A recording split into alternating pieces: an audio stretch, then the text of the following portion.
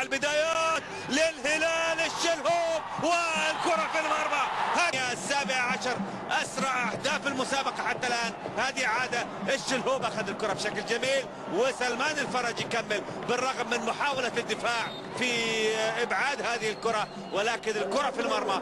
المحاولة كانت أيضا من المدافع مشعل العجبي، لكن الكرة في المرمى. هدف أول للهلال، هدف مبكر، هدف يجعل من الهلال على الأقل.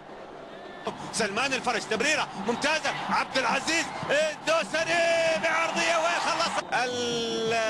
الثانية عشر من زمن شوط المباراة الأول. هذه عادة، شوفوا التمريرة كانت من سلمان الفرج ناحية عبد العزيز الدوسري، حاول يلعبها عرضية لويستي لوبيز، اصطدمت في أحمد إزعاج، وباسم عبد العزيز الدوسري كآخر لاعب من الهلال لمس هذه الكرة، وهي أيضا من أحمد إزعاج، خطأ في مرمى أحمد إزعاج، وأيضا يتواجد في الكرتين دائما، يتواجد في المرمى. ويحاول أخذ المكان أيضا ياسر، بالفعل مكان بعيد الطاير، والله ياسر الكرة في مرمى سعيد الحربي. هدف. شوفوا يا عادل، شوفوا كان بين قلبين الدفاع لكنه اتجه واشر ايضا لويستي لوبيز، وياخذ كرة على الطاير ممتازة. ويستي لوبيز عرضية ايضا نموذجية، وياسر في المرمى. هدف ثالث للهلال، هدف ثالث للهلال في الدقيقة 22. ياسر القحطاني، ياسر القحطاني، ووصل الدويبي في التنفيذ. عالية كرة باتجاه المرمى والراسيات تجيب الهدف. هدف أو مرمى في غياب أيضا عن متابعة خط الدفاع الهلالي، خاصة في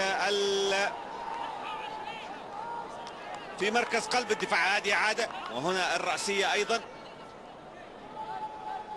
الأخيرة. هدف واحد للشعلة، محاولة للشعلة والتسديدة في المرمى. هدف ثاني في كرة ملعوبة اخطأ فيها وفي ابعادها الدفاع الهلالي. الاساني ياخذها بشكل جميل ويسدد كرة في المقص الايمن على يمين حارس المرمى عبد الله السديري، الذي لا يملك شيء مع هذه اللقطة، والكرة بالفعل هدف جميل لصالح الشعلة. نفذ الكرة اللاعب الذي دخل بديلا لياسر القحطاني يسجل في الدقيقة 37. هدف رابع للهلال، هدف رابع للهلال عن طريق يوب يونسو. هنا خروج ايضا لوصل الدويبي ودخول لاحمد سعد.